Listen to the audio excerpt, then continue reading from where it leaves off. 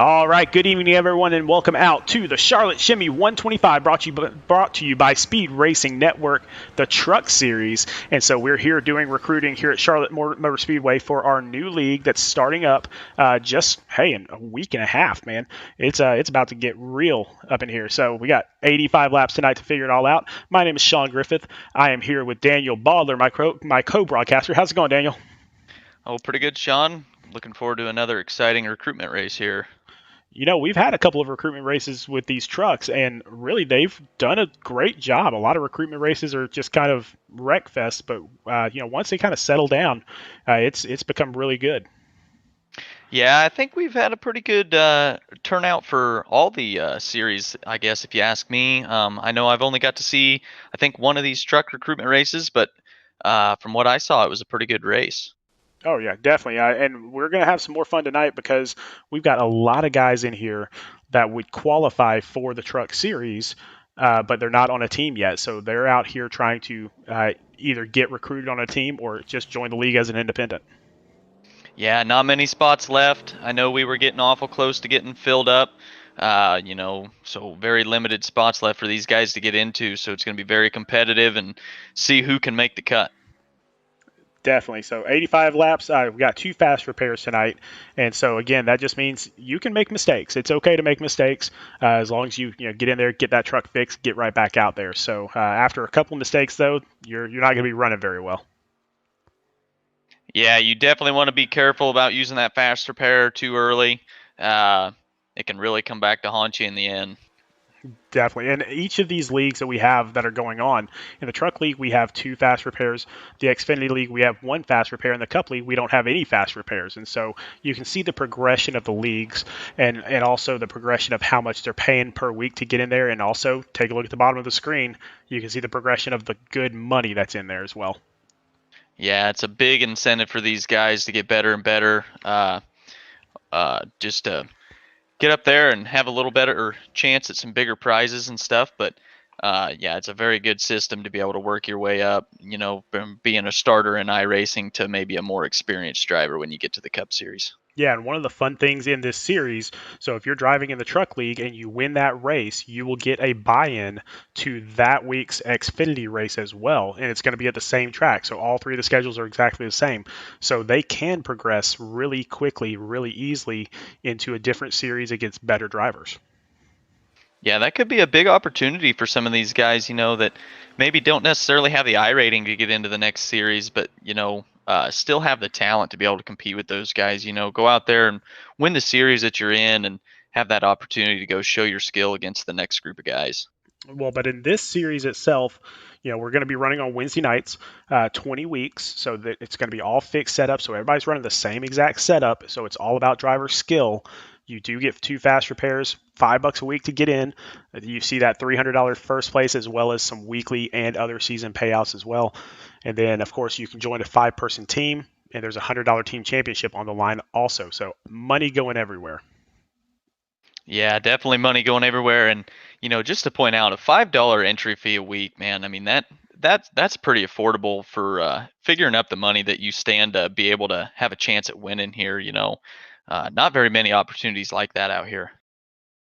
No, not that many opportunities on iRacing to make that kind of money on such a low investment. So, but we do have another piece of the puzzle here just tonight, and that is the Hard Charger Award. And so this is going to benefit those guys that maybe start in the back and work their way up through the field. Yeah, definitely going to be a nice little award to go to some of these guys that maybe if they don't have a very good qualifying run to drive up through the field, or some of those guys that maybe just don't focus that good on qualifying but know how to get it done in the race, gain them positions and see who can come through the field. Yeah, we're going to have a lot of that tonight because we've got about 40 guys out there. So far, about 27 of them have actually qualified. So we're still going to have some more qualifiers getting on. But if you take a look at these teams, so the teams that have already been created, already been formed, but there are still some teams out there looking for some guys. But take a look at Bronco Motorsports. Starting off, Chris Massey is the one that put Bronco Motorsports together, and he has really put together a solid team. Yeah, I don't know much about the guys in particular here on this list. I do know Brian Crocker. He raced with us last season, so I know him a little bit. But four new faces there. Really good to see them coming in. And Chris doesn't just pick up anybody off the couch. So these guys will all be competitive, I'm sure, and have something to say with some of these races. Yeah, he's got that team on lock. They practice together. They run these awesome paint schemes. I mean, everything that Chris does is really good stuff. So can't wait to see how they do. And another team that they didn't do all that well last season in Mid South Madness, but they're kind of revamping their style. They're revamping everything this season. We got H2K. That's Hard to Kill Motorsports.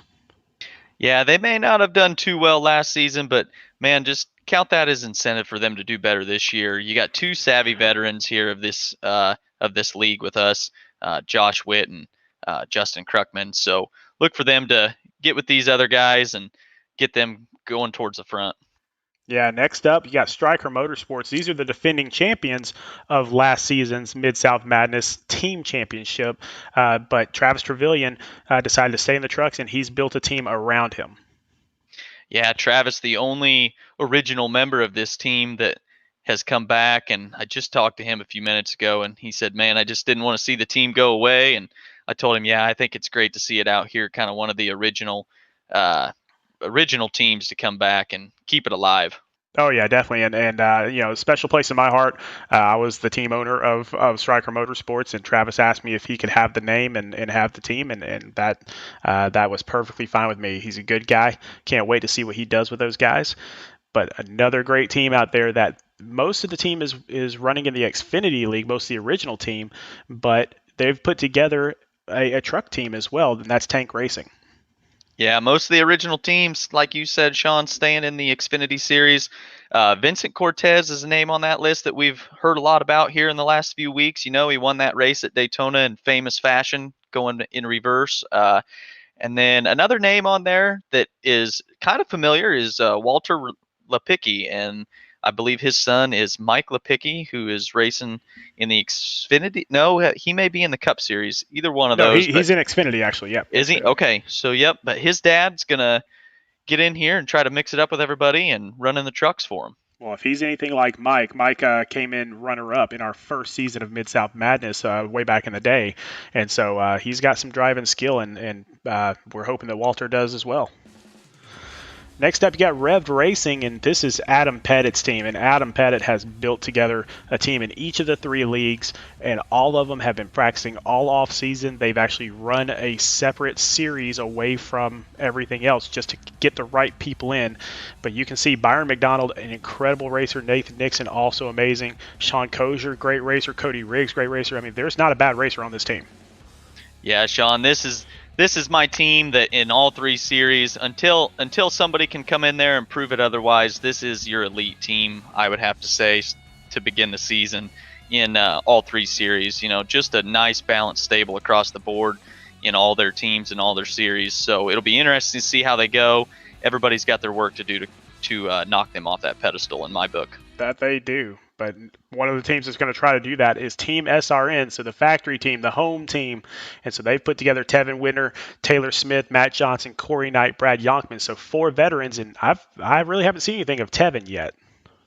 No, I have not either, but definitely four strong veterans there. You know, Matthew Johnson, I believe he was in the final five last season for us for the championship. Corey Knight, the original, the creator of the Mid South Madness League that has eventually turned into the Speed Racing Network League. So good to see him still out here and mixing it up with all these guys. Definitely, and so another team that's been put together by Mr. David Duke, R&D Motorsports. So this is kind of the Tennessee team, and so he's put together a few drivers. Really, I have not really heard of any of these guys before we started this league and this broadcast. So Corey Saucier, then you have Kurt Vijant, you have Bobby Anderson, Jason Kratke, Trevor White. But if David Duke believes in them, then who am I to argue? Yeah, that's not a guy you want to argue against very often, man. He's been a busy man filling teams and recruiting these guys. I know he's been watching everybody real hard. He puts in a lot of time and effort in building these teams, so don't expect this team to be a slouch. And finally, we got Jonathan Byer racing. And so JBR, and he's got Jack Johnson, Joaquin Meza, Jonathan Byer himself, James Kerr, and Kyle Wimble. And so, they've got a really slick paint scheme. They're all going to be running the same paint schemes and everything, but really haven't seen too much of any of these guys. But I know Jonathan is a great racer. Yeah, Jonathan Byer, the only one on that list that we know, raced with us last season. He was a strong competitor. So I'm sure some of these guys, even if they don't have the initial ability to be up there, he is definitely one that can coach them and get them up front by the end of the season. Yes, he is. Well, let's get out there on the track because they just wrapped up qualifying. And it looks like Tank Racing's Vincent Cortez is going to take the pole with Tony Drayon, who is an independent, right behind him. In third place, we have, I'm sorry, I'm going to probably butcher a lot of names tonight, but Connor LaFrance. He's an independent driver, and Tyler Granat, another independent driver. That's right. Then we have Ted Rekich in the 5th spot, Corey Saucier in the 6th spot for R&D Motorsports. In 7th place, we got Brandon. I'm not sure what is that. That's Domain. Sorry, it's Domain. Okay, it's a little Brandon small. Domain. His last name I don't even see it there, Sean. But he's with Striker Motorsports and Austin G. That's right. And then we have Bruce Amsden from Tank Racing in 9th, Nathan Nixon from Rev Racing in 10th, and I'll go ahead and help you out on this one. So that's Jose Castellanos in 11th for Striker Motorsports, and then finally Rick Schneider in 12th for racing as an independent tonight. Well, let's get out there and let's see these trucks. You can see them kind of gridded up there. And so we're about to come off that line. We will follow that pace car around for a lap, and then we will get this party started. But Vincent Cortez up there in the top 5. He is the only one on the track in the top 5 that is going to be racing in the trucks next season currently. Any of these guys can get picked up. Yeah, Vincent Cortez really bringing his name out to the forefront here early on before the season starts. Probably going to be considered one of the early season favorites, the performances he's been putting on. Yeah, and it looks like so far we've got 34 guys logged in. And so this is going to be a good, big race, and hopefully we can get some green flag laps out of it.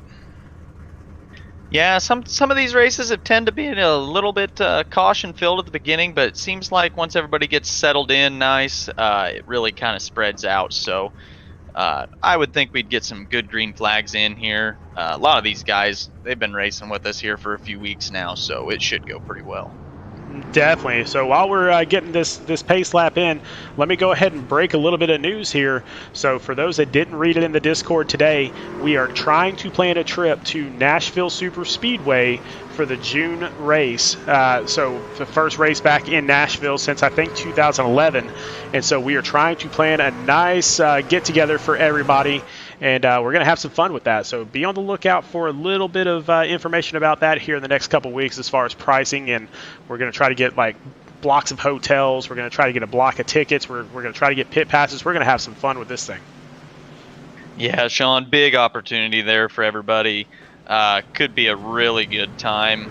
This is a real tight league. Everybody gets along so well. Man, that'd just be an epic time. Oh, we would have a blast, and I think I was talking to Chris Massey a little bit earlier, and he said, we might want to bring extra money for bail money, and I said it wouldn't be a bad idea. That probably would not be a bad idea. We may end up with somebody in jail. We hope not, but you never know what could happen. Some of our guys, we just have a great time with it, but Vincent Cortez going to bring us around turns 3 and 4, and the pace car is going to dive off, and then Vincent Cortez from Tank Racing is going to get the call. Yeah, Vincent Cortez bringing us around here, keeping the field steady, and the green flag is out, and we are racing at Charlotte. Vincent gets a great jump on everybody, and we're going to see if they can get everything sorted out. This is not that wide of a track, and so sometimes there's just not enough room for all these trucks. No, Sean, this track's very narrow. That is one thing you notice right off the bat here when you get into a race. You get out there by yourself, it even feels tight, but man, you get into a race here with them other trucks around you, and it gets tight and in a hurry. So Vincent Cortez down there on the bottom. You got Connor LaFrance on the outside. You have Ted Rekich moving into second on the inside.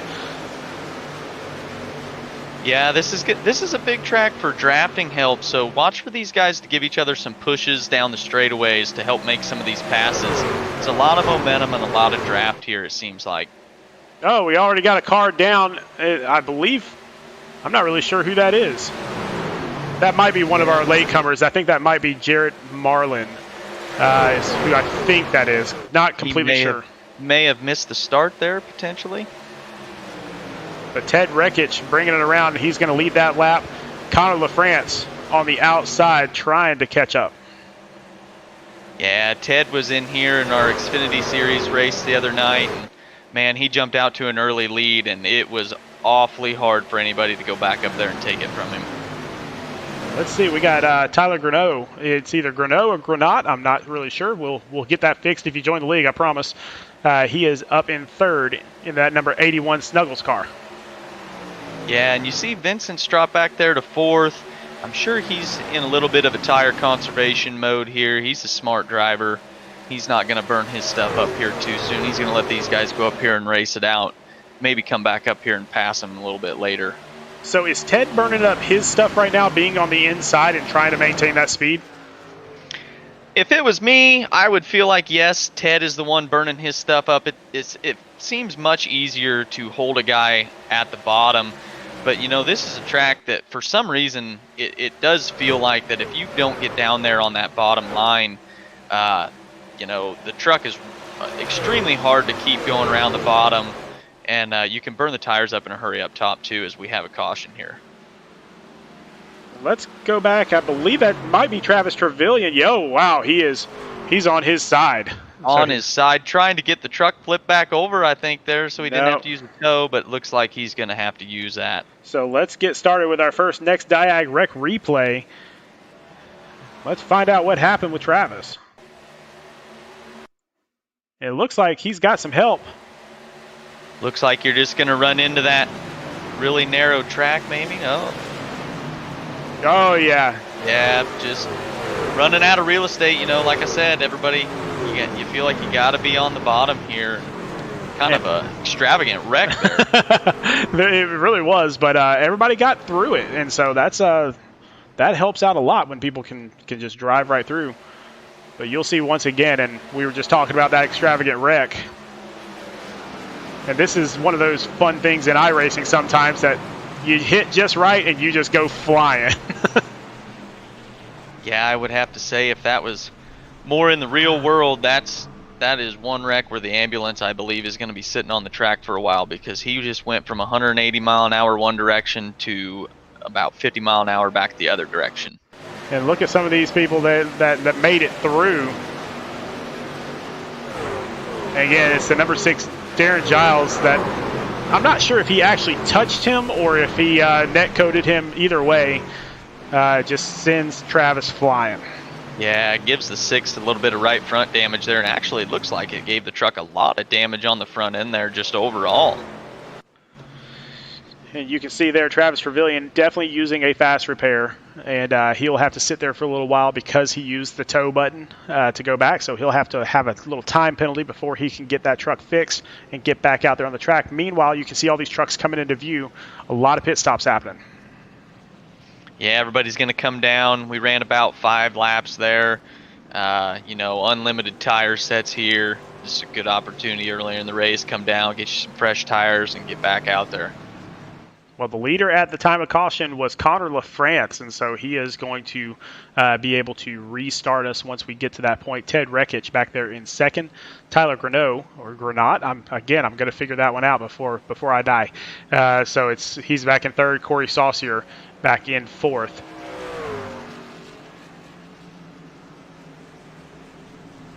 Yeah, it'll be interesting here with LaFrance starting on the bottom.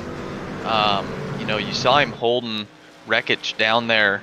It'll be interesting to see when he gets that jump, if Rekich gets back to his bumper, does he give him the bottom, or does he make Rekich go to the top side? So that could be an interesting little battle here, depending on how it plays out. And this is the same thing we saw a couple nights ago when we did the Charlotte Xfinity race. Long cautions here. Yeah, it seems like cautions take forever here. I'm not really sure why that is, but it does seem like they drag on forever. Well, that does nothing but help Travis Trevelyan, so that gives him time to get his truck fixed, get back out there on the track. He will be at least a lap down. However, he's still in the race. Yeah, another thing that we may have to watch for on Travis is if he had his fast repair unchecked before towing. I don't know if that gives you the opportunity to uncheck that before the pit stop actually starts. And if he has required repairs, he will not be able to move that truck out of the pit box to get that checked and then re-enter his pit box. So he may even have some required repairs that he is forced to use before using the fast repair. Yeah, that has to be what it is right now, because he is just kind of sitting there in pit road, and if he had used a fast repair, he has not been in there long enough. Oh, well, actually, I just saw some action there, so now he's going to start. Maybe it was just the tow was kind of long. Could have been. Like I said, I'm not sure if you can recheck that while you're towing or not, but I know of some guys that have been trapped with some required repairs because of something like that. Well, in the meantime, while we're waiting for them to go around one more time, Ryan Ducom out there in the chat saying, "What's up, everybody? Happy holidays. Let's go H2K." So Ryan Ducom, driver for H2K Motorsports, I believe in the Xfinity series. It's either in the Xfinity, I can't remember which one. But David Duke, you might not know, but you're going to know, R&D Motorsports. And then Logan Joyner saying, "Let's go Bronco Motorsports." So we got some people out there from almost all the teams. Yeah, we got some good representation out there in the chat tonight. It's always fun to see that. It's always fun to see the teammates from different levels coming in to root on their guys, because, not a lot of leagues broadcast these races. And so just the fact that these guys can jump in and watch the broadcast and see what their guys are doing is a lot of fun for us. We really do enjoy it. Yeah, it's a lot of fun, Sean. Everybody getting in here and cheering everybody on. Like I said, this is such a tight-knit league. I mean, it really feels like a really homey group of guys. Well, so it looks like Travis Trevelyan is going to be 2 laps down when we get back to the green. But that doesn't mean that he's out of this by any stretch of the imagination. I'm sure there will be more cautions, and if he gets those lucky dogs, then he could get right back up there. Yeah, that's going to be his main focus. Keep that nose clean and get those lucky dogs and wave rounds and get back on the lead lap. He's not out of this yet. Well, the pace car is going to dive off. Colin LaFrance is going to have the restart, and he will hit that gas pedal and get going. He's going to jump out to just a little bit of a lead. It looks like Tyler Granat is right on his tail. Yeah, he did not take that opportunity too lightly. He jumped in front of Wreckage there and see if he can get up here and get after the leader. And that may be what you have to do to keep Wreckage back there. Oh, as he gets a little bit out of sorts there, Tyler does. Yeah, he gathers it up nicely. That backstretch is really bumpy back there, Sean. It can get people. No! Oh, and Wreckage looks like he gets into Granat just a little bit, almost saves it, but gets up into the wall there. And we will have a yellow as he does spin out. Oh no, we got more damage going on. And I believe that might be Tyler Payne as well. We're going to check and see who all got involved in that. But yeah, Tyler Payne was there on the infield. Everybody trying to avoid that truck, and everything just went haywire. I'm thinking we're going to see some more of that running out of real estate there. Those guys battling hard and just going for that same piece of real estate. Well, let's take a look as we go to our next Diag wreck replay. And yeah, it just looks like he just gets a little sideways, dives it into the wall trying to avoid everybody else, and then he gets a hold of a lot of guys. Yeah, the truck could have been a little free there on those new tires. You know, that's always something you got to be careful with on new tires on a restart, is that back end wanting to come out from around you. They can be really slick here. And then we'll look at this from Justin Krukman's point of view as he's coming up on the wreck that's happening in front of him. He doesn't see it because he's going around the corner. And then next thing you know, you got cars spinning in front of you. He's just trying to avoid this wreck, but he is out of room. And so he has to come back out on the track, and he ends up touching the number 34 of Tony Drayon.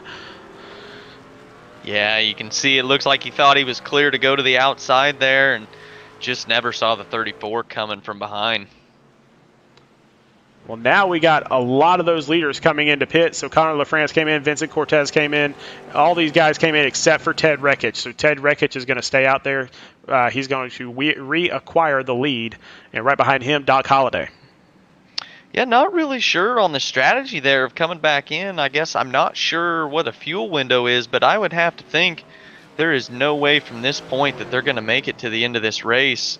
And we only ran a lap there under green, so not really sure what the strategy behind pitting here is. Yeah, not really sure either. I know the fuel is around 30 to 35 laps, so somewhere in there. And so you can stretch that maybe possibly to 38 if you're really good at stretching fuel.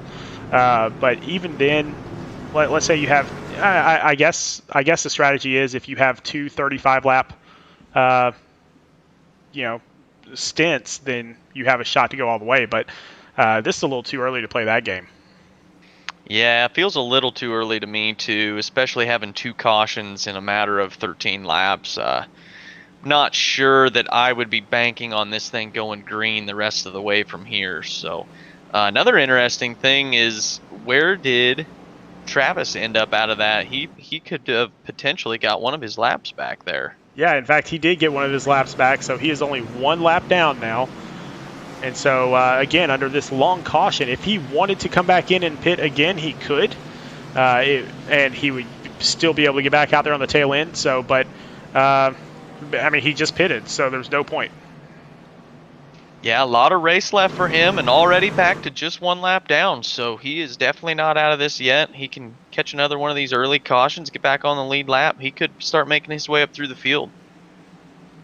Well, now let's kind of go back through once again to who we got. So Ted Rekich, and so if I'm correct, he's driving in actually another league. So, we love having him here, but he's a little bit higher than what the trucks are allowed to be, and so he will not be racing in the truck league this season. Doc Holliday back here in Bronco Motorsports, so he will be racing for Bronco here in the trucks. Jeremy Duncan in the tank racing truck, and then his teammate Josh Mueller in a tank racing truck as well. So top four guys there, all part of the league already, and then you get your first independent, Jeremy Longbine, in that classic 76 truck. That's a good-looking paint scheme right there. I like it, man. It's just classic. And just those classy ones never die. And then Joe Ruggles, who last season raced for Jam Racing, now he has moved over to Stryker Motorsports to run trucks with Travis Trevelyan. So a lot of good drivers up here. Can't wait to see what happens as we get back to green at the end of this lap, but still a long way to go. Everybody just needs to kind of settle down a little bit, get into your groove, and let's get this thing going. Yeah, definitely not the time to be in a hurry. Just settle in here, get in a groove, and let this race kind of spread out and see what kind of ground you can make up. And we got someone out in the chat, Tam Fair, saying, "Come on, 97." Well, at 97, that's Sean Kozier. And so let's pull him up. Let's pull up a different one that I can actually see the truck. There you go. The number 97, that is Sean Kozier for Rev Racing. So Tam Fair out there rooting them on. And then also we got Rosie Celorio is what I'm guessing there. And so saying, hey, let's go number 4. That's Jose Castellanos here with Stryker Motorsports. So got some fans out there. Always good to see that.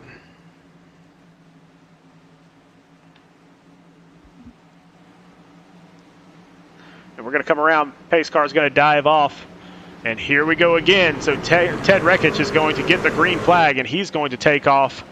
And he's proved to be pretty good at these restarts. Yeah, big jump there from Ted. Going to get out to a nice lead here. But Holliday going to see if he can get a little bit of that draft and track him back down. And it doesn't take much. I mean, once you're in that draft here at Charlotte, then it pulls you up pretty good. Yeah, it can pull you up in a hurry, and sometimes that closing rate on this tight track can get some people into trouble. But yeah, definitely the draft is a pretty big deal to help you get pulled up. As we're wrecking here kind of in 3, looks like maybe everybody's going to keep it under control. We're going to stay green. David Swift really slow on the track there, got up into the wall. It looks like Now, guys are Sean, going we're to... not going to be out of the woods yet. We'll see if everybody can make it through turns 1 and 2 here Nope, with him the being answer's slow. no. No, we're touching and wrecking. We got 2 guys And around. that's a caution. So let's go back, but yeah, that's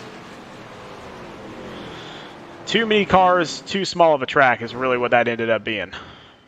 Yeah, I'm hearing some frustrations coming over the driver chat right now.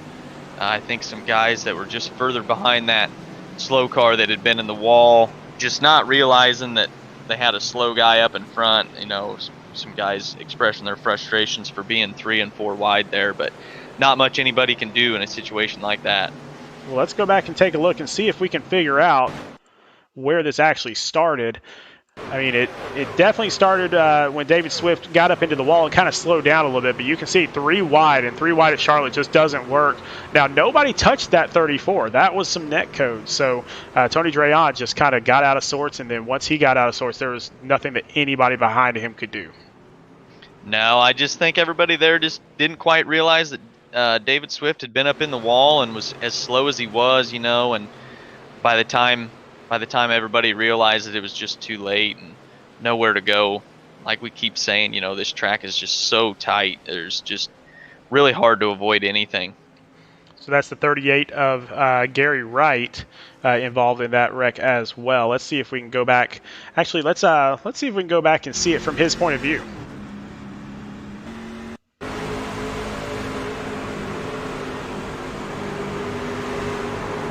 Just no real estate at all. No, and you can see by going in this onboard view, you know, just how much tighter even still this track can seem. You know, you get in these trucks and there just isn't enough room out here, it seems like sometimes. Well, we're going to see if maybe we can go back and find out what happened with David Swift, because like we said, we saw him way up in the wall. We're going to back it up some, and I know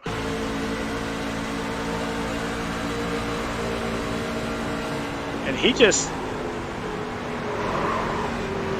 he got a love tap there. He got a little 40. bit of help there from the 40. Yeah, Sean, it looks like he did miss the corner, though. It looked like to me either that or just was leaving plenty of room for somebody on the inside there. And the 40 truck maybe just didn't quite realize that he was going to check up so much and got into the back of him. Yeah, so man, that was a good view because it showed us exactly what happens in the actual race. So always fun to see it from the driver's point of view. This is not an easy thing to do, and it's definitely not an easy track. No, Sean, it's not the easiest thing to do. You know, there's a lot of guys out there who race in real life that when they first come to iRacing, it's still not the easiest thing in the world to do. You know, these guys have plenty of talent in their own rights, and it's difficult when you get out there, and especially this track. You know, we talk about how tight it is, and it can also, it's so rough. You know, it seems like to me out here, it can really throw the trucks or the cars, whatever you're driving on this track. It can really throw you around and get you off the line that you think you want to run. So, I mean, just when you think you got the tightness figured out, you hit a bump wrong, and all of a sudden you're in the outside wall. Yeah, and I mean, you can see it is technically 3 lanes wide, but when you're running this fast, you don't have 3 lanes. And because any little movement of that wheel will move you at least half a lane. And so you just don't have enough room to maneuver around this track very well. This is not, you know, we did Auto Club last week. Auto Club is a massive track. You can go 5 wide at Auto Club, and yeah, you're going to wreck, but I mean, you can fit 5 trucks there. Here, if you've tried to fit more than 3, you're done. Yeah, three wide's really tight here. You know, somebody hits a bump wrong and everybody's wrecking. 2 wide is really tight. You know, if you ask me, I feel this track feels to me like a 2.5 lane track, but definitely you can visually see there's enough for at least 3 lanes. You could probably fit 4 guys next to each other, but it's probably not going to end well, as we've already seen.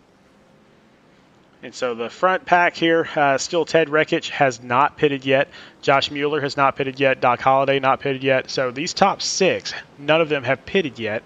And so at some point they're going to have to come in. But hey, if it stays yellow like this, and they're just conserving fuel is all they're doing. Yeah, you'll see them come in here at some point. I don't think they're too worried about tires right now. You know, we've probably only ran, maybe 2.5 laps under green on these tires, so I don't think they're hurting for tires at all right now at this point. So they're in good shape. So another one of our guys from Mid-South Madness and from SRN last season, so Justin Kruckman. So let's jump back to him really quick. You can see in that number 11 car, so he's going to be driving for H2K Motorsports again this season. And so his teammate David Swift was one of the ones that was involved in that wreck there, getting up into the wall. Again, had a little bit of help getting there, but then everything kind of happened around him as well. So so definitely H2K Motorsports, they're back this season, but hopefully they can get back out there and do better than they finished last season.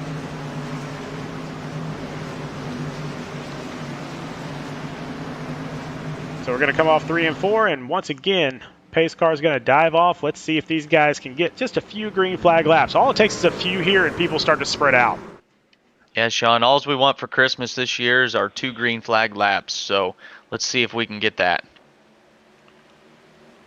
And so, again, Wreckage with a very good start. Jumps out. We got a lot of double wide racing back here, so a lot of 2 wide.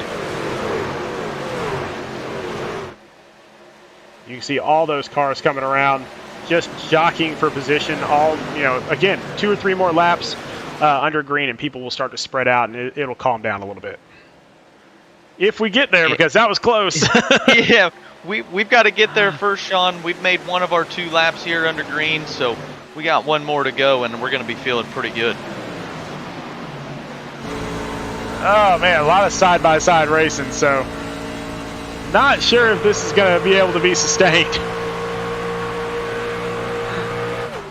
Yeah, they're getting pretty sporty out there. As you can see, we almost went 3 wide into turn 3 right there, but everybody thinks better of it, doubles back up. Ruggles trying to make that outside line work in that 96. And he's kind of trapped out there. People just been on the inside the entire time. Yeah, he's kind of trapped right at the moment. He's got quite the line built up on the inside of him here. Hopefully he doesn't get freight trained. The one thing he's going to have is that run off the exits of the corners here. But, man, when you got 10 trucks lined up to your inside, it's going to be pretty hard to combat that. But as you see, Vincent Cortez, he's trying that outside line too. I talked to him just a little bit in practice, and he was thinking that he could get up there and run that outside line a little bit. So we'll see if that's going to work out for him or if he's going to fade back here. You see a little bit of smoke there. I think somebody's blinking. Yeah, that's the number 37 of Jeremy Longbind blinking out just a little bit. So that causes some smoke to pop up so people are aware of it and kind of stay away. But up front, Ted Rekich has opened up an 0.8 of a second lead. So he's just kind of running away with this thing. Yeah, I think you're going to see that from him, especially when we start to wear these tires out. He's an experienced enough guy. The quality of driving skill that he has, I think he's going to look to try and check out on this field. Well, as long as we stay caution-free, he's going to have a good opportunity to do that. And you can see all those cars back in the back kind of lining up a little bit better now. Yeah, we've pretty much single-filed out here, except for you get back here to where Joe was. He seems to have finally found his way back to the bottom. I think he only ended up losing 1 or 2 spots out of that, so pretty good piece of driving up there on the top side for him, being able to hold all those guys off. Yeah, Conor LaFrance moves into 3rd place around Doc Holliday, and so he is on the move trying to catch Josh Mueller now. Yeah, and he was one of those guys we saw kind of take that unorthodox pit stop there here a few laps ago, so we're going to see him make his way back up there. We'll see if he can't get up there and get clear of Josh and see if he can run Ted back down. So it looks like he's going to dive down to the inside, try to take that second position. Jose Castellanos is off the track in the back, or he was at least. I'm not sure what happened there, but Conor LaFrance, again, makes that pass on the inside. See if he can make it stick. Yeah, he doesn't have it done quite yet, Sean. You're seeing that outside line, get that run off the corners. He's going to fight back here on the inside. Not quite get clear, as I hear we've got another caution potentially. We got a truck in the wall anyways. We're still green, but man, he's in the middle of the track. We got people coming up like crazy. We are still green. Still I green. can't believe we're still green. I mean, that's a 79 of Jeremy Duncan, and he is just way down on power. He's got to get that thing back up. I'm not sure if he's blown up, but he is just rolling. Doesn't look like he's making much of an attempt to get back going here. He may have lost the motor there. And here comes the leaders. And so he's just going to kind of park it down there on the inside, and he's going to take the tow back to pit road. Takes the tow. So in the meantime, it looks like, oh, now we have a caution. Oh, man, all sorts of stuff going on out there on the track. Let's see if we can...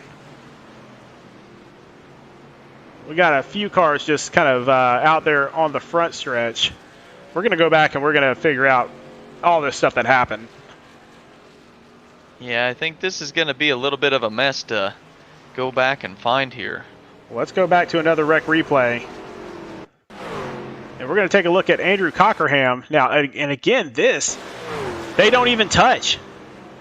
That's what we call a net code, where the computer just, for whatever reason, makes it seem like they hit, and they never really did. Yeah, this is kind of an unusual amount of netcode we're seeing tonight. You know, usually you get maybe 1 or 2 instances of that, but I think we've seen a bit of netcode in all of our accidents we've had so far. Yeah, you can see. I mean, he is nowhere close. That's not even close. No, that's awful crazy. You know, that's going to make some hard feelings over a lot of real estate left there to give. So really unfortunate for all those guys involved. Now let's go back a little bit, because I think maybe we can figure out what happened to Jeremy Duncan here on his. Yeah, let's see if we can figure out why he ended up in the outside wall. Yeah, we're gonna. It looked like he got a lot of help on this one. So 37 down on the inside, and it just floats up again. Still a little bit of netcode there, but I think even if we didn't have the netcode, we would have ended up with that.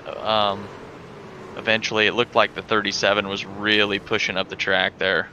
Yeah, and everybody dives down to the infield to just get around him, but yeah, his truck is dead. So, wow, a lot of action so far already, and looks like we've finally got the leaders that came down and decided to pit. So Ted Rekich finally did come down and pit. Travis Trevelyan, though, currently, remember, he was a couple laps down. Now he is up there. It looks like he's in second, right behind Josh Mueller.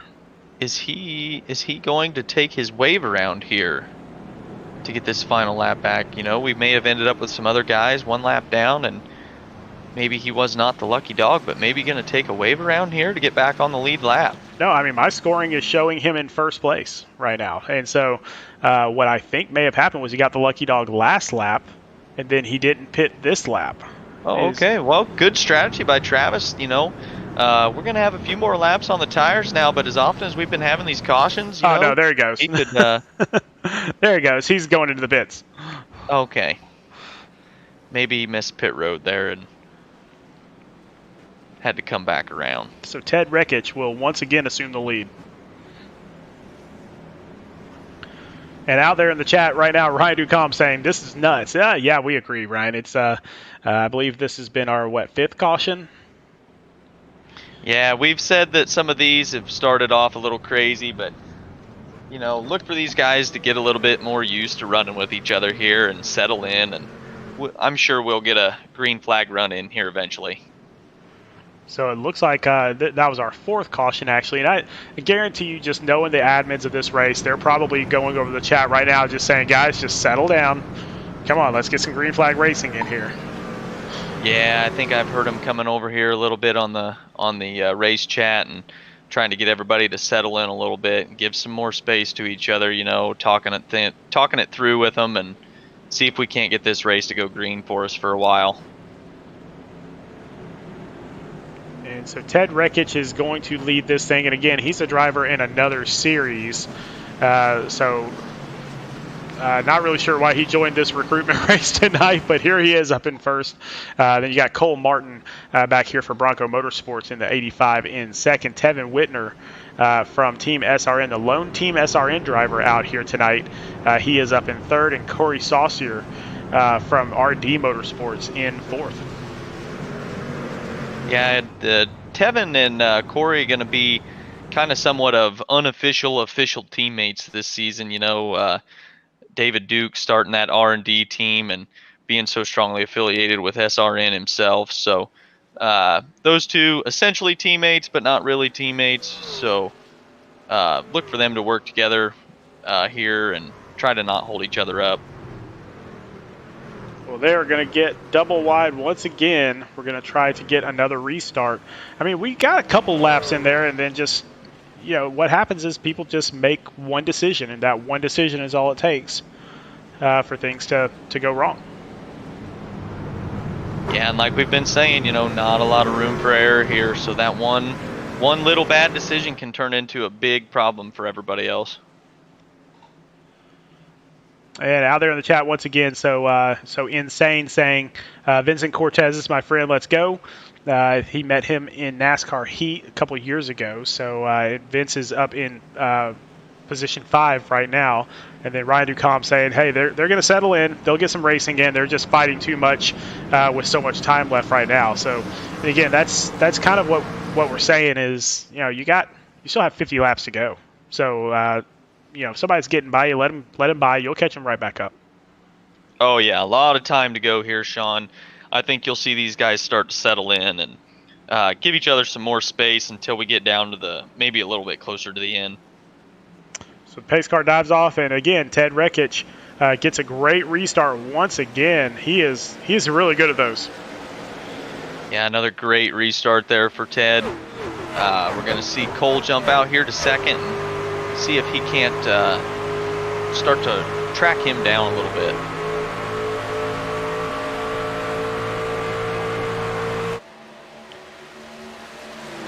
And there you can see the gap between Ted and Cole.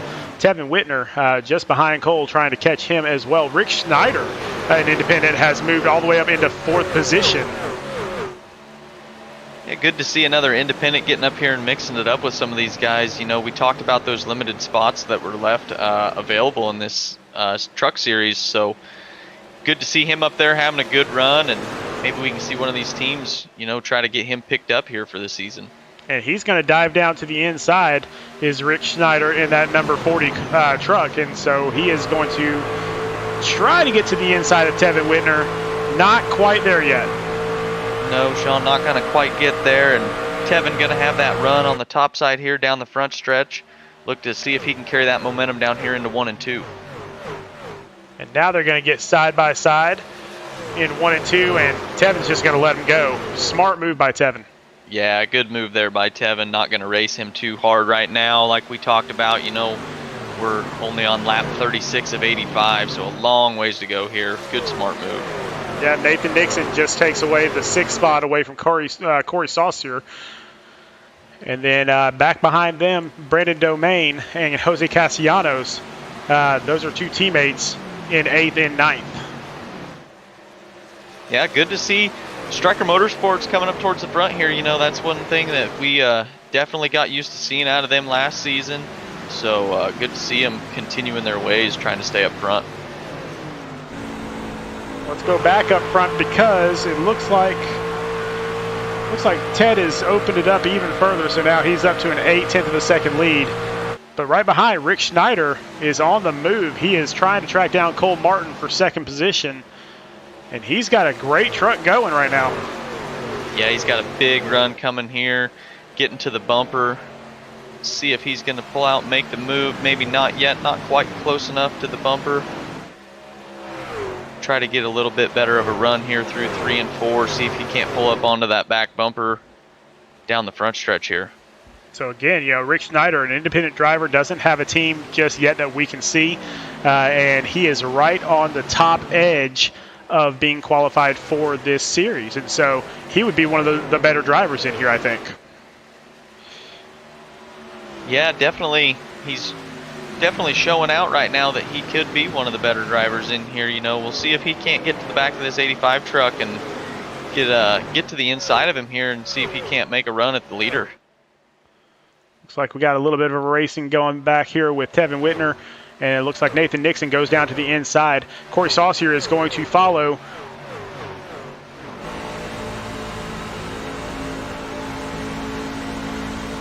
And as you see, Vincent Cortez has moved back up to, I believe, 4th place here.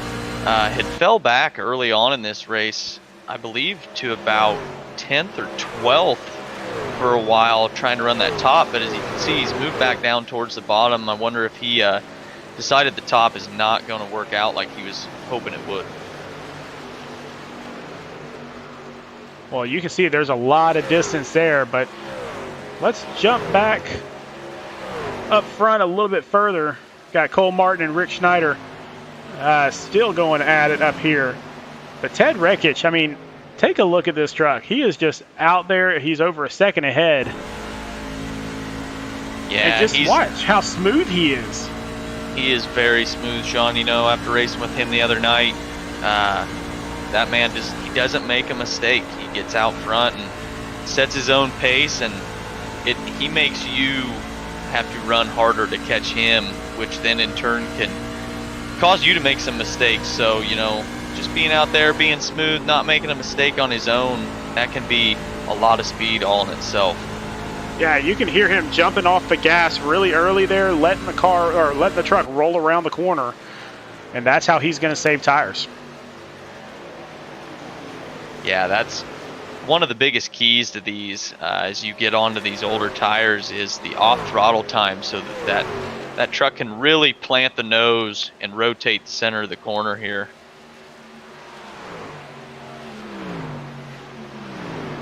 So he is just way out front. Still, Rick Schneider and Cole Martin doing battle a little bit further back. They might not want to burn up their tires too much right now, because that's if they start racing really hard, they're not going to catch Ted. No, that's for sure. You know, Ted out there all by himself, you know, not having to race anybody, and those two back there burning their stuff up, you know, trying to decide who's going to run second place to him right now instead of just getting in line and riding around here and trying to save their stuff. Back a little bit further, Brandon Domain going side by side with Nathan Nixon. Domain in that green Striker Motorsports number 20. Yeah, that battle's been burning for quite a few little laps here. And just behind that group of 3, you know, we just talked about him here on this last caution. Justin Kruckman was sitting back there, and I believe we said 16th place, and here he is all the way up to 9th, having a good run. Yeah, Justin Kruckman started off this race in 32nd position. He's all the way up into 9th, so one of our biggest movers. But right now, the biggest mover is Cole Martin here in 3rd place right now. He and Rick Schneider are side by side, but Cole Martin is up 28 positions right now from when we started. And we do have a yellow flag. He's going to lose that 2nd place position there right before that yellow flag. Looks like Bruce Amsden and Sean Kozier involved in that one. So we'll go back for yet another wreck replay.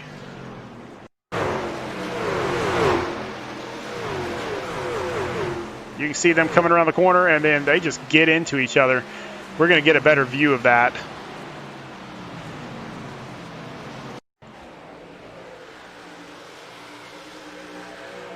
Oh, it just looks like, man, I don't know. I'm not sure what that was. That truck just kind of jumped to the right there, it looked like to me. We're going to see which truck that was. That's the 63. Like the 63. That's Bruce Amsden. Oh, no, it almost looked like maybe Sean had maybe just got into the wall there. And did he come down the track just a little bit coming off the wall? I didn't see him touch the wall. Let's see if we can. If he didn't touch the wall, he was awful close to the wall. Yeah, he did not touch. He didn't touch the wall, but it makes you wonder if he was, you know, thinking he was going to get up there in the wall and kept that steering wheel turned to the left just a little bit more than he normally would, and, you know, just had somebody inside him there when that truck finally bit and come to the left. All right, all the leaders coming down into pit road. It looks like Looks like Doc Holliday might stay out, but Ted Rekich and company all coming down. Again, Doc Holliday just taking a little bit of a gamble here. Yeah, Sean, that's going to be a big gamble, I think, if you ask me. You know, we've been starting to settle in here and get some green flag runs, and we ran enough there that those tires are going to be good and wore out. Well, we saw this the other night in the Xfinity race where that did not go as planned for a lot of drivers. Any driver that tried to stay out past about 10 laps, it did not go well for them. Yeah, that's one thing. These tires, when they get burned up, it's very hard to hold a candle to fresh tires. You know, the fall off is so great, and they're just going to chew you up from the center off. You know, one of the great things about this league is you're able to get in there and you can see. So the Xfinity drivers can watch the truck drivers and see what happens to their tires for their race. The Cup drivers can watch the previous two races and figure out what's happening out there, so they can kind of learn from each other. And that's really what this team aspect is all about, is learning from each other and becoming better so you can progress through the ranks and become a Cup driver. Yeah, that's one thing definitely you can do to get in there, and you know, as all these three different series cars and trucks will drive differently than each other. You know, the tire fall off seems to be kind of similar, maybe not, you know, entirely, but definitely similar enough that you can kind of learn what you can and cannot do as far as when to take tires and when not, and you know, whether you can take two. Well, so out there in the chat, Insane is asking, or he's saying that he's building a PC, and when he does, he's going to get iRating. And how do I join this league? So basically, you go to speedracingnetwork.com. There's a lot of information on there as about that, but basically, you jump into our Discord channels, you come and chat with us, and you find a team to join. And of course, you have to meet qualifications. You have to meet iRating qualifications and that sort of thing in order to do it. In fact, we will bring those up once again, like we did before. So 1,000 to 2,000 iRating for this truck series, 1,500 to 3,000 for the Xfinity, and the Cup series are 2,000 to 4,000. And for those of you that have never done iRacing, you know, you're just starting off, that sort of thing, 1,000 to 2,000 isn't really that hard to get. 1,500 to 3,000, now you're getting better. 2,000 to 4,000, you're pretty elite. Yeah, to get to that 2,000 to 4,000 range, man, is a pretty good accomplishment. You know, I would have to say, I guess I don't know what the average, I guess there's probably a stat for that, average iRating is, but as far as, you know, my short time of being on iRacing, I haven't quite been on for a year yet, but the average iRating, I guess I would say I've ran into racing in leagues and stuff like that, is probably about 1,800-ish. So, you know, you start getting into that 2,000 or 4,000 range, and you're starting to get into pretty good company. Oh, I mean, we have seen drivers up in the 7,000 range. We've seen drivers up in the, I think, 8,000 to 9,000 range, that sort of thing. We don't let them into these leagues, and the reason for that is we want really good hard racing. We want good competitive racing.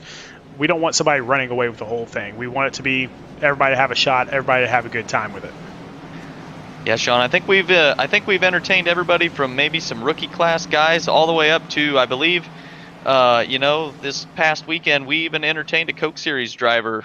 Granted, it wasn't anything of a normal sort of race for us, but we sure taught him the way of a demo derby. So good to say that we could hold the Coke Series driver off there in one of our races. Well, and that Coke Series driver, that's Kane Cook, and Kane is offering coaching to the Speed Racing Network family. We are setting up some coaching dates and that sort of thing. The one that we already have set up is already full, so that's why I haven't mentioned it tonight. We will get some more dates for those, and we will let everyone know what those dates are. But for just $15, you can join one of these group sessions with Kane and learn a lot about what you're doing right and what you're doing wrong. Yeah, how gracious is that of him, you know, to come in here and take the time out of his life to come in here and coach everybody else. Yeah, the pace car is going to dive off. Doc Holliday is going to get the restart, but again, on very, very old tires, he's got to be super careful.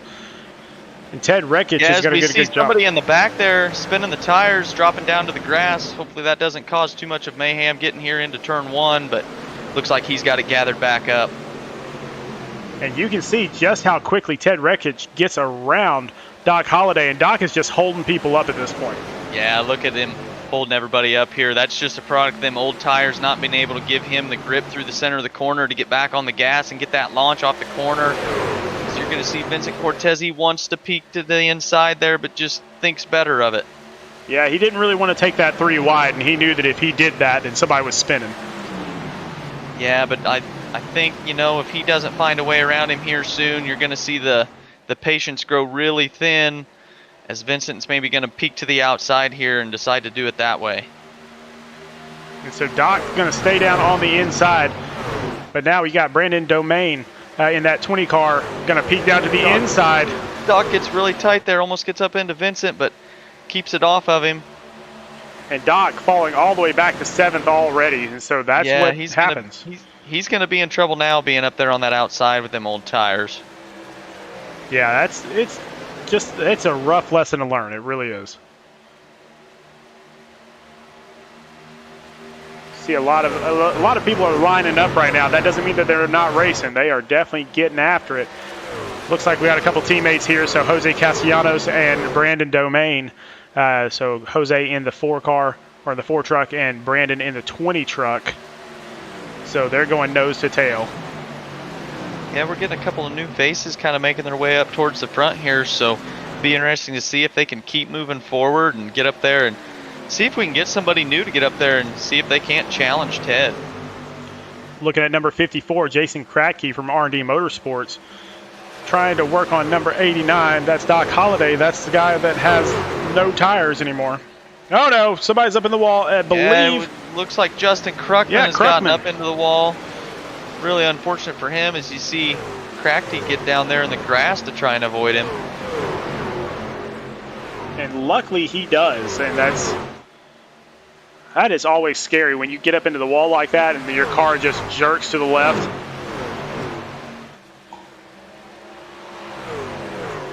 Vincent Cortez moves into 3rd position past Cole Martin. Yeah, Vincent back up here trying to make up some of that ground he lost when trying to get around Holiday there. He's going to move back into 3rd and see if he can't get up here and track these 2 leaders down. Holiday started this stint 3 laps ago in 1st place. He is all the way back to 14th in just 3 laps. Yeah, I don't know how many laps old the tires were there when he stayed out, but that just goes to show, you know, how big 4 fresh tires can be. Yeah, based on my calculations here, he's been out there for 27 laps on those tires, so he's going to be getting pretty close on fuel also. Yeah, he should be getting awful close on fuel. Maybe he was moving up front there hoping for a nice quick caution, but, you know, just not gonna be his luck. Corey Saucier trying to track down Ted Rekich, and it looks like he's put a little bit of a dent into it. Yeah, another new face up here trying to track down the leader here. And actually, I believe, if I'm not mistaken, Ted is going to be running for R&D Motorsports in the Cup Series. So, you know, we got a Truck Series R&D driver trying to track down the Cup Series R&D driver and maybe show that, you know, he could be one of them Cup guys. Well, and again, Ted is out of his league here as far as, you know, he's above this league level is in iRating and in driving. And so if anybody can catch him, then that is a huge accomplishment. Yeah, that's going to speak volumes here for Corey. You know, that's going to put him, if he can get up here and challenge Ted for this lead, that's going to put him as one of the favorites, I would have to say, moving forward in this series. Got a big old pack here. Oh, yeah, we can see we were 3 wide. We knew it. Just wasn't going to work out as they stayed green, but Vincent Cortez gets stuffed in the outside wall. Oh, and we got Cole Martin. Truck. Everybody saves it. We're going to see everybody kind of stack up here as we got 3 damaged trucks right here. Yeah, and I think they're going to finally get it sorted out, but that's a lot of damage to be on one truck. Yeah, that's going to make it a chore to drive. All right, out there in the chat, David Duke saying, "Say it again, R&D Motorsports." Yeah, well, here you go, David. R&D Motorsports. So top two is R&D. And then also out in the chat, so Ryan Ducom saying, "Me and Jovi made a questionable pit decision last night. Wasn't the right decision, but that's what these preseason races are for. You live and you learn, and that's what." That's what right now Doc Holliday's figuring out, as he is all the way back in 17th position now. Yeah, I would say don't look for him to make that same mistake again. You know, he is learning the hard way right now. And now people are starting to get spaced out a little bit here. I say that as two cars go head-to-head. But people are starting to kind of get spaced out, give each other a little bit more room. Yeah, and I think that's going to be what we need to see to get a little more green flag racing here.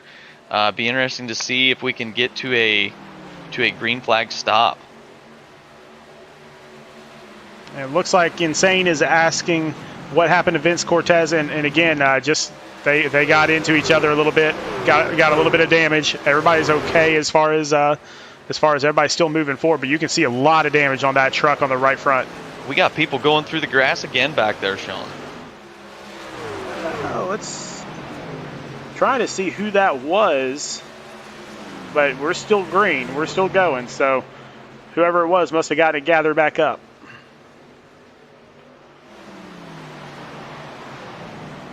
A little bit more side-by-side racing. Brandon Domain moving into fourth. His teammates already moved up into third. Jose Castellanos. Yeah, these guys coming alive here a little bit later in this run. Already, 5 to 6 seconds behind our leaders, but still moving up in their own right. Them leaders, though, they just seem to be kind of in a class of their own. Yeah, so we were talking about the fuel range here is between 30 and 35 laps. And so if they wanted to go all the way, they would have to drive 38 laps. And so there may be some fuel strategy going here. There may be some gambling going on as far as, hey, can we make it the entire way? And some of these leaders, I guarantee you at least 2 or 3 of them are going to try it. Yeah, this could get very interesting here, Sean. Last season we saw a lot of guys being able to stretch things quite a few more laps than what we anticipated that you actually could. So it'll be interesting to see if some of these guys try to stretch it out and save that fuel and go the whole distance, or if you're going to see guys like these two. I would have to say, nobody is saving fuel up here between these two. These two are running hard, wanting to beat each other the hard way. Well, and they are 5 seconds ahead of everyone, these two trucks. And so just be aware of that if this thing keeps going green, nobody's touching these guys. Yeah, the only thing will be if they end up running out of gas, but also building up this lead, that's going to allow them to eventually maybe start saving some fuel themselves towards the end of this run. If they feel like they're going to be a little bit short, they're going to have all that time that they can start to give back up to the guys behind them. So could play out for them. It could go really bad for them. It's going to be really interesting to see how it plays out. Go back a little further here as Travis Trevelyan is side by side with Brian Crocker. Yeah, Travis back up to the 11th spot here after a really terrible start to this race for him. So good to see him, get back on the lead lap and start heading back towards the front and actually have a good night. So now he's got Jack Johnson on the inside trying to make the pass there. So Travis trying to make that outside line work. You saw him right up against the wall, and that's a new thing in iRacing where you can get that little bit of cushion that like you do in real life up there. Yeah, everybody wants to get up there and use that little bit of air bubble, I guess, against that wall to really be able to keep the momentum up and get around these corners that way. But, my experience is you see Travis just gets up there a little too far, breaks that air bubble and gets into the outside wall. My experiences here at Charlotte, very difficult to get up there and do that and make any sort of time with it. And you can see Corey Saucier has caught Ted Rekich. And again, these guys are 5 seconds ahead of third and fourth place. But we are going to see if he can make the pass on his own, I'm going to say teammate, even though they're in different leagues. They are on the same team. But make no mistake, they're not going to play friends out here when they're racing for for a win. Yeah, as you can see, he's going to get there, Sean, and big incentive here for Corey to be able to get up here and get this win from his teammate. We said before we started the race tonight that the winner of this race, is going to get one free entry to the season. So, if you can get that first initial race paid for, get in here and have a good run that first week, that could be huge. Yeah, I've been told by admins that Ted does not qualify for that prize because he is in a different league, in a higher league. However, if Corey passes Ted, I mean, that's a free week of racing, and that free week could lead to even more stuff. Yeah, and just because these two are teammates and Ted's not eligible for that prize at the end of this race, do not expect him to just pull over and let Corey have this. Everybody here still wants to win a race. There's still that pride of saying that, I was better than you. So. Yeah, you can see he's still maintaining about a quarter-second lead on Saucier. And then if you go back a little ways, so Brian Crocker racing with Justin Kruckman here. Kruckman's going to take that 9th position away. So Kruckman, even though he got into the wall a little bit earlier, he is on the move. He is up in the top 10. Yeah, props to Kruckman. Oh, as he gets a little bit squirrely there coming off of 2. But props to Kruckman, taking that damaged truck and getting it gathered back up and driving back up here to the top 10. Then you can see Bruce Amston and Brian Crocker there right next to Kruckman, and so he is under fire. Yeah, it looks like Justin's truck is just kind of a little bit off balanced right now. Looks a little bit upset when he's getting off these corners. I'm not sure if that's getting to be the light fuel load on this bumpy track or if that has something to do with the damage on his truck, but it does look like he's got a little bit of a handful with that truck. Let's check in with Vincent Cortez. He has made the pass into 7th position, working his way back up after he fell kind of far back after running into the wall. Yeah, good to see him making his way back up there. Sure, he is frustrated with the result of that a few laps ago. Probably felt like he had a really good truck when it was undamaged, and obviously still has a pretty decent truck with the damage. You see Sean Kosher there. He was side by side with Travis Trevelyan there for a little while. And so Sean is actually up 11 positions from where he started this race. So actually now he's moved up even further as he passes Justin Kruckman there on the apron. So he is up 12 positions from where he started. So running a really good race. Yeah, and also recovering. We saw him in an accident earlier on in the race. So also recovering from that. So good little rebound here for him. So here we go. It looks like we're going to have a little bit of racing here for the lead. Now, again, these guys pitted on lap 47. They'd have to go 38 laps to make it to the finish line. How hard are they going to race this thing?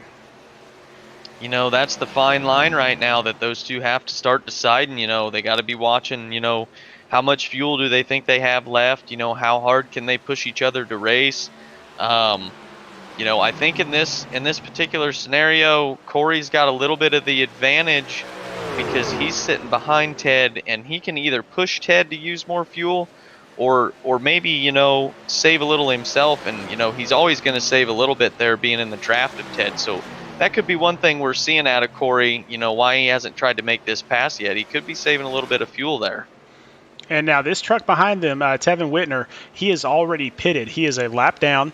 He's 2 laps down. I apologize. But he's got fresh tires, so that's why he's able to stay up with these guys so well. You'll also see that with Kruckman as he just came out of the pits with fresh tires also. Yeah, and this could get a little interesting here with the race for the lead. These two on fresh tires get up here and start getting in between these guys. We'll see, do they cause Ted to have a little bit of a slip-up and open the door for Corey? Rick Snyder, who was running up in 5th place, I believe, he is going to come into pit. All right, so you can see there, he as was not Vince back Cortez, there. yeah. They were not back there saving any fuel. They're going to short pit a little bit here and see if they can't make up some of this time. Definitely a strategy that some of those guys are going to have to use if they're going to have any chance at all at these two, with the gap that they've already opened up. Yeah, being the first ones to pit with only 7 to go here, that is a big gamble for them because even if there is a caution, yeah, they might get that lap back, but they're going to be at the tail end. And so either way, they're going to be in some trouble. Yeah, they'll be at the tail end, and they'll also have, older tires compared to these two. I ran into that the other night in the race that I was in, short pitted a little bit, thought I was going to come out smelling like a rose, and, next thing I know, I find myself a lap down when the caution comes out and unable to pit. So, it's a risk you take.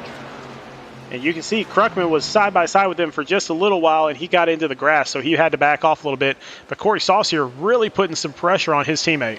Yeah, he's really starting to ramp up the pressure now. It makes you wonder, does he think he's got enough fuel to make it to the end?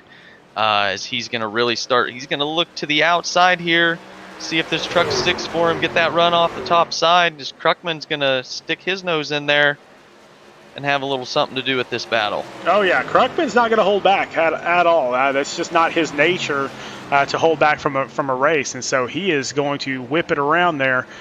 But Saucier is going to get a little bit high, try to avoid Kruckman, but that's going to put him back a little bit. And now we have another car back here that's got fresh tires. Going to come up here, 5 laps to go. Do these guys try to push around the leaders, or are they going to back off and let these two race it out? Yeah, that's Doc Holliday, so those are brand new tires on Doc Holliday's truck. So, man, you got 3-lap vehicles that are right there behind the leaders. I wonder what the leaders are thinking right now. Yeah, Sean, I could tell you a little bit, I think, about what the leaders are thinking about this, but I don't think it's going to be good to put on the broadcast. As I'm listening to some of this race chatter, there is some frustrations here. Holliday dives in. Oh, my goodness. He's going to dive it in there underneath. Also going to get underneath Ted here, as Kruckman's going to stick his nose in there, too. Kruckman goes through the grass. This is not what you want to see if you're these two leaders, this is not going to work. Trucks. That would have been a big corner right there. As you see, Corey gets down there and touches the apron. If he could have stuck around the bottom that time, Kruckman had the 31 up top. That could have been a huge opening for him. A little bit of a missed opportunity there. But he's going to get right back to the bumper as we come to 2 to go. I mean, it's good that they got clear, but that was a little bit too dangerous for my liking. Yeah, that was getting really hairy there. Still some frustrations on there on the radio. Well, Corey's got a shot at this. All he has to do is just get right up on that bumper. He's going to have a shot, Sean, but he's going to have to be perfect because we know Ted's going to be perfect too. Oh, he is right on his tail. He is at the bumper. Got to be careful doing that, though, because it can cause an arrow push. 1 to go here. Corey's to the outside.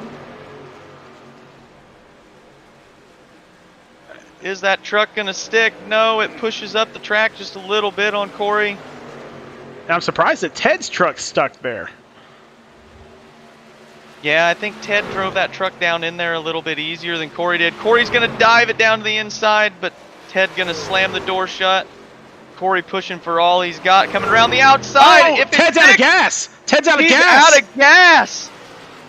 As you can see, those laps of following Ted around that track gonna pay off. Corey Saucier. Corey Saucier with the win. What a finish. And you can hear the truck. The truck's out. Oh, my God. Wow, what a win. What a turn of events. And I think Corey's out, too. Yeah, Sean, you see he is out now.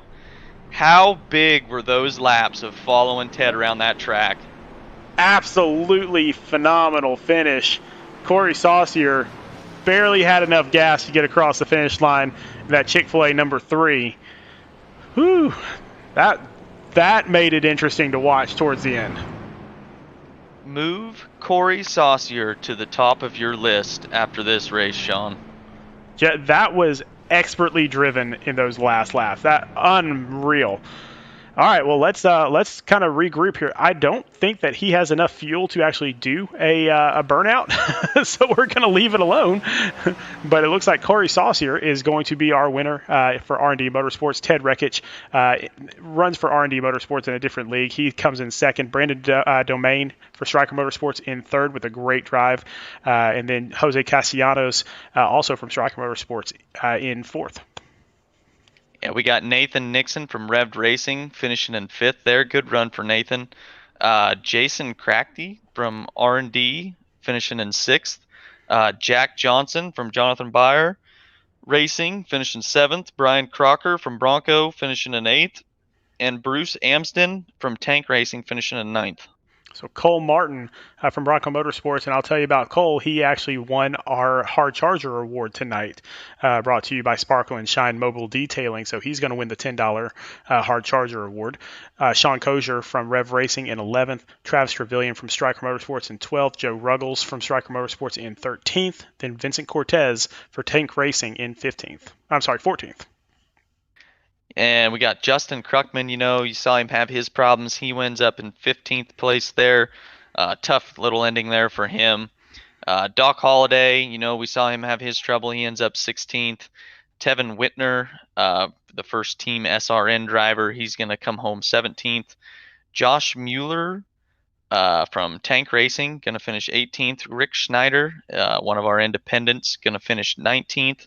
And rounding out your top 20 is going to be David Swift from H2K. Yeah, I mean, great race out there. I'll tell you, out there in the chat, Ted Rekich joined the chat immediately and said he saved 6 laps of gas and he ran out in turn 3. Yeah, Sean, that was, like I said, how big were those laps? Corey following Ted around that track using the draft. I mean, what an expert way to do that. In fact, let's kind of talk to a couple of our drivers here. Let's see if we can get. You know what? Let's see if we can get Brandon Domain up here. This is our third place driver from Striker Motorsports. Let's see if we can pull him into our booth. Hey, Brandon, this is Sean and Daniel. How's it going? Hey guys, good. Happy with that finish for sure. Man, that was a great finish, and your teammate right behind you, Jose. Great showing for Striker Motorsports tonight. Absolutely. I mean, all four of us that were here got lead lap, top 13. That's a heck of a showing. I felt bad for Jose. I know he got caught up with lap traffic there, and that's kind of the only way I caught him tonight. But that's a good showing for the team for sure.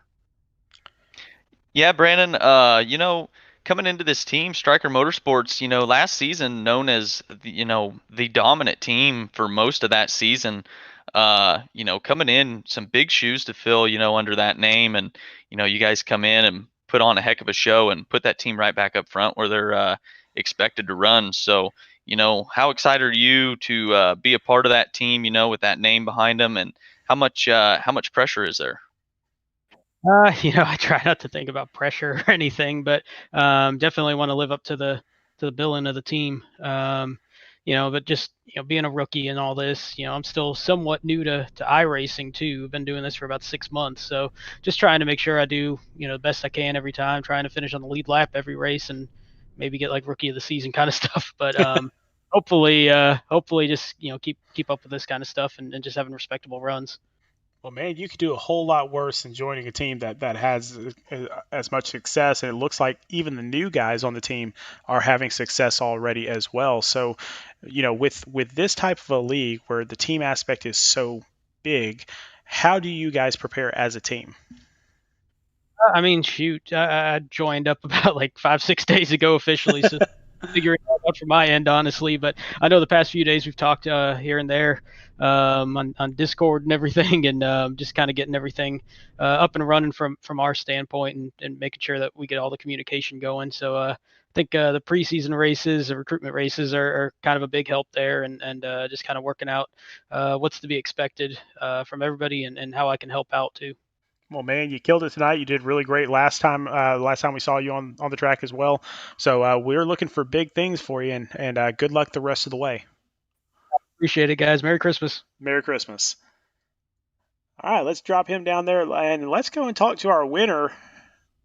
Let me see if he's still in here. Yeah, Corey Saucier. So let's pull him up into the booth and talk to him a little bit about his victory. Hey, Corey, this is Sean and Daniel up at the booth. How's it going, man? Good. How you guys doing? Man, we're excited. That race was awesome. I know Ted is kind of your teammate from a different league and all that stuff, but I mean, how did you save the fuel better than he did? Well, to be honest, I think a lot of it just had to do with getting in his draft and having him pull me around the track. Other than that, I was just trying to do my best to keep pace with him, hit all my marks, and try to stay as close to him as I could. And tried to make the pass there up high, but tires were pretty much shot at the end of the race, and just I honestly just got lucky that he ran out of fuel, and I just benefited from running behind him. Yeah, we saw you run him down, from that lead that he had built up by the time you emerged in second place there. You ran him down, it took you several laps. Do you think that was a product of him trying to save fuel? I thought it looked like you did a phenomenal job of driving up there while still saving tires. Definitely looked like you had the faster car there at the end. Um, and just push the car maybe just a little bit too hard into one. What happened there going down into one on that final lap? Just getting in a little too hard, or Yeah, I knew the only way I was going to get around him was on the inside, so I really just thought about trying to throw it in there, but um, just went in way too hot, and yeah, but catching up to him, I just had to keep telling myself in my head, hit your marks, don't make any mistakes, don't push the car too hard, and just let it do its thing, and just paid off. Well, I know you joined R&D Motorsports, and of course, David Duke is kind of the president of that whole deal. And so, what are you seeing from the rest of your teammates? I mean, it is kind of a team aspect deal. Of course, there's individual drivers and awards and stuff like that as well. But what are you seeing from the rest of your team? This is a great group of guys. Can't wait till we get the full team out there. I know I've met a couple of the guys so far, and everybody's been very insightful. A lot of tips and tricks around the track. Can't wait till we get the full team out there, and hopefully we can show everybody what we got. Well, man, we are looking forward to it. It's going to be a great season, and I know your team owner out there, David Duke, is excited. He's typing up, love to see my drivers dominate. He's been saying, say it again, R&D baby. I mean, he's all over it. So congratulations, you've definitely made your team owner proud.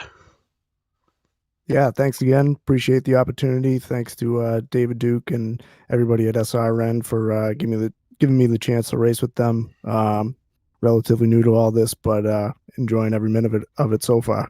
Awesome, man. Well, we will see you again next week as we head to Texas for another recruitment race. All right, sounds good. Take care, guys. All right, Thank take you. care.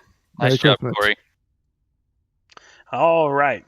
So, we got Texas next week, and that's going to be a huge race because we've got another sponsor coming in. So Sparkle and Shine Mobile Detailing, as well as Next Diag, is offering a 5-week sponsorship to the winner of the race at Texas. And so basically we're going to lock down the entries. We're going to be sure that everybody that enters the race is racing in the truck series. And the winner of that race is going to get 5 solid weeks of entry fees paid. And they're going to be a sponsored driver for those 5 weeks. Yeah, 5 weeks, Sean. That is big. 5 weeks of getting paid to be able to be in these races. No cost to you. With the opportunity, with the weekly payouts, you could very easily in those 5 weeks end up paying, for the whole entire rest of your season. So, winning this next race, it could definitely turn into, a full-time sponsorship if you really wanted to look long term. Oh yeah, and that's kind of the fun about iRacing in general, and in this series is there's so many guys out there that are willing to go out of their way to sponsor these drivers and to make it easier on these drivers to do something that they love to do. And so that's what SRN is all about. That's what Speed Racing Network does. And we talked a little bit earlier. We've got a trip coming up in June to Nashville. We've got great coaching from the Coca-Cola series. We have an all-star race that we haven't even released the information on yet. That's going to be an amazing race, an amazing format there. We have 3 leagues. I mean, so if you're a driver out there and you have not already joined Speed Racing Network, now's the time to do it. This is a great league. We're definitely on the upswing, and we are definitely going to be even better as the season goes along. Yeah, definitely going to be hard pressed to find a better league out there than this group. Just like you said, between all the sponsorships, all the tightness of the group of guys, everybody getting along and getting together and doing things, and just everything that makes this league what it is. It's going to be really hard to ever find anything that's gonna top this. Oh yeah, and so we're gonna let everybody go tonight, but honestly, Daniel, this was a good race. Once we got a few of the early wrecks out of the way, we ended up having a great fuel strategy race. This is something to look forward to going forward. Yeah, this is pretty much how exciting most of these races come down to. A little bit of a rough patch there at the beginning, but like we said, we'll get through it. We're gonna get settled in. We're gonna have some green flag racing, and what a way to end that race there with the fuel mileage and that finish. Well, with that, we are going to let everybody go and have a very, very Merry Christmas. This is our last broadcast before the Christmas break. But everyone have a very Merry Christmas. Please be safe. There's a lot of bad weather out there, but please enjoy yourselves, and we will see you again after Christmas. Have a great night, everybody.